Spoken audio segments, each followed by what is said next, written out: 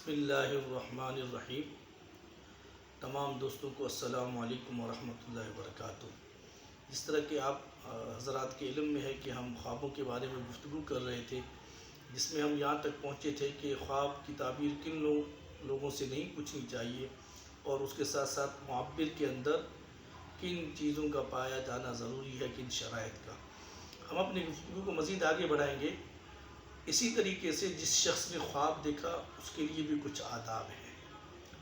وہ آداب کیا ہیں کہ وہ معبر کو، یعنی خواب کی تعبیر بتانے والے کو من و عن خواب اسی طرح بیان کرے جس طرح اس نے دیکھا۔ اس خواب کے اندر اپنی طرف سے کوئی جھوٹ کی آمیزش نہ کرے، اپنی طرف سے کوئی بات داخل نہ کرے، بلکہ صاف اور واضح انداز میں اس خواب کو بھی عین ہی بیان کرے۔ اور اس کے ساتھ ساتھ اگر اس نے کوئی بھیانک برا خواب دیکھا ہے تو جب وہ خواب سے اٹھے، تو جیسے میں نے پچھلی گفتگو میں یہ عرض کیا کہ وہ 3 مرتبہ بائیں طرف تھوکے اور اللہ کی پناہ مانگے، اعوذ باللہ من الشیطان الرجیم پڑھ کر۔ اسی طریقے سے وہ 3 مرتبہ آیت الکرسی کی بھی تلاوت کرے اور اللہ تعالیٰ سے پناہ مانگے اس خواب کی تعبیر کے بارے میں اور اس کے جو اثرات ہیں ان کے بارے میں۔ اسی طریقے سے ایک بات یاد رکھیے گا کہ میں نے جیسے عرض کیا کہ خواب کے اندر جھوٹ کی آمیزش نہ کرے تاکہ معبر صحیح تعبیر بیان کر سکے۔ کیوں؟ اس کی وجہ یہ ہے کہ جب حضرت یوسف علیہ السلام کو 2 قیدیوں نے اپنا خواب بیان کیا، تو اس خواب کے بیان کرنے کے بعد انہوں نے، جب حضرت یوسف علیہ السلام نے انہیں تعبیر بیان کر دی، تو انہوں نے کہا کہ ہم نے تو مذاقاً یوں کہا تھا، اس طرح کی تو کوئی بات نہیں ہے، اس انداز کی انہوں نے گفتگو کی۔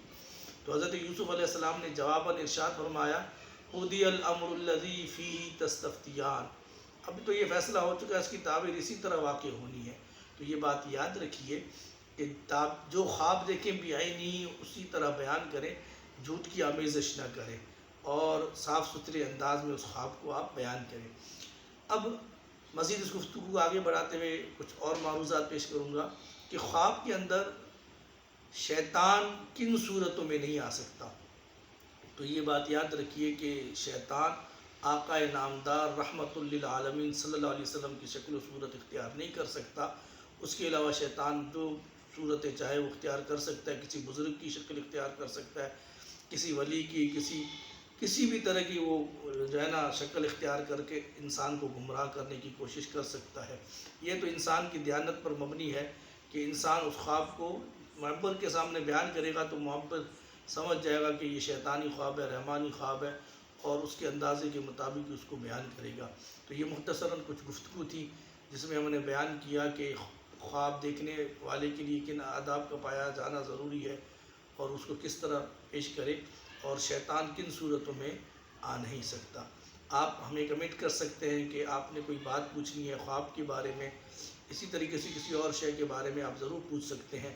اور میری آپ سب بھائیوں سے یہ درخواست ہے کہ آپ اس چینل کو سبسکرائب کریں اور بیل آئیکن کی گھنٹی کو پریس کریں تاکہ ہماری ہر آنے والی ویڈیو آپ تک پہنچ سکے۔